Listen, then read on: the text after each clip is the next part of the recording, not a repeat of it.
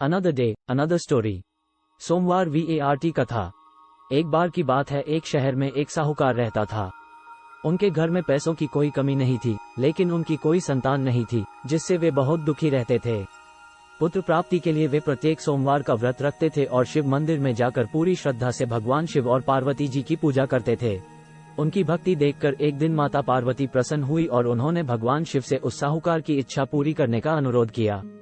पार्वती की इच्छा सुनकर भगवान शिव ने कहा कि हे पार्वती, इस दुनिया में हर प्राणी को उसके कर्मों का फल मिलता है और उसके भाग्य में जो कुछ भी है उसे भुगतना पड़ता है।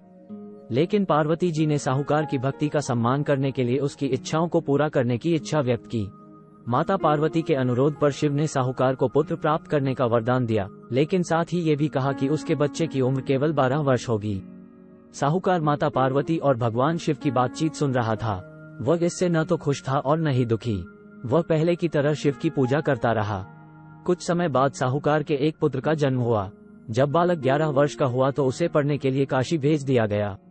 साहूकार ने बेटे के मामा को बुलाकर ढेर सारा पैसा दिया और कहा कि वह इस बच्चे को शिक्षा प्राप्त करने के लिए काशी ले जाए और रास्ते में यज्ञ करे। जहाँ कहीं भी यज्ञ किया जाता है, वहाँ ब्राह्मणों को भोजन कराकर दक्षिणा दी जाती है। इसी प्रकार दोनों चाचा भतीजे यज्ञ करके और ब्राह्मणों को दान दक्षिणा देकर काशी की ओर चले गए। रात के समय एक नगर था जहाँ नगर के राजा की पुत्री का विवाह हुआ था, लेकिन जिस राजकुमार से वह शादी करने वाली थी वह अंधी थी।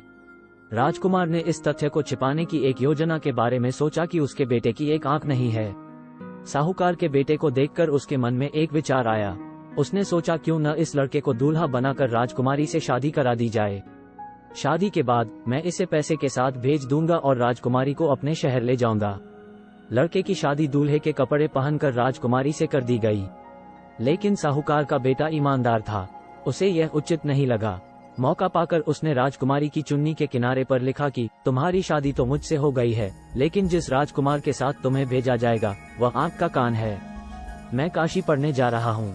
राजकुमारी ने जब चुन्नी पर लिखी बातें पढ़ी तो उसने ये बात अपने माता पिता को बताई। राजा ने अपनी बेटी को विदा नहीं किया, जिससे बारात वापस चली गई। उधर साहूकार का लड़का और उसके मामा काशी पहुंचे और वहां जाकर उन्होंने यज्ञ किया। जिस दिन बालक 12 वर्ष का हुआ उस दिन यज्ञ हुआ। लड़के ने अपने मामा से कहा कि मेरी तबीयत ठीक नहीं है। मम्मा ने कहा कि तुम अंदर जाकर सो जाओ। शिव के वरदान के अनुसार थोड़े ही समय में उस बालक का प्राण निकल गया। मृत भतीजे को देख उसके मामा विलाप करने लगे। सहयोग से शिव और माता पार्वती उसी समय वहां से जा रहे थे। पार्वती ने भगवान से कहा, स्वामी, मैं इसके रोने की आवाज को सहन नहीं कर सकता। आपको इस व्यक्ति की पीड़ा को दूर करना चाहिए। जब शिव मृत बालक के पास गए तो उन्होंने कहा कि यह उसी साहूकार का पुत्र है जिसे मैंने 12 वर्ष की आयु का वरदान दिया था। अब इसकी उम्र हो गई है। लेकिन माता पार्वती ने कहा, हे महादेव, कृपया इस बच्चे को और उम्र दें, नहीं तो इसके माता पिता भी इसके अलग होने के कारण तड़प तड़प कर मर जाएंगे। माता पार्वती के अनुरोध पर भगवान शिव ने बालक को जीवित रहने का वरदान दिया। शिव की कृपा से बालक जीवित हो गया। लड़का अपनी पढ़ाई पूरी करने के बाद अपने मामा के साथ अपने शहर चला गया।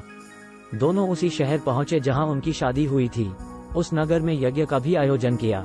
लड़के के ससुर ने उसे पहचान लिया और महल में ले जाकर उसकी देखभाल की और अपनी बेटी को विदा किया।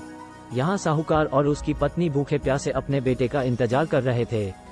उसने कसम खाई थी कि अगर उसे अपने बेटे की मौत की खबर मिली तो वह भी अपनी जान दे देगा, लेकिन अपने बेटे के जीवित रहने की खबर पाकर वह बहुत खुश हुआ। उसी रात भगवान शिव ने व्यापारी के सपने में आकर कहा, हे श्रेष्ठी, मैंने सोमवार का व्रत करके और व्रत कथा सुनकर प्रसन्न होकर आपके पुत्र को लंबी आयु दी है। इसी प्रकार जो कोई भी सोमवार का व्रत रखता है या कथा को सुन और पढ़ता है, उसके सभी दुख दूर हो जाते हैं और उसकी सभी मनोकामनाएं पूरी होती हैं।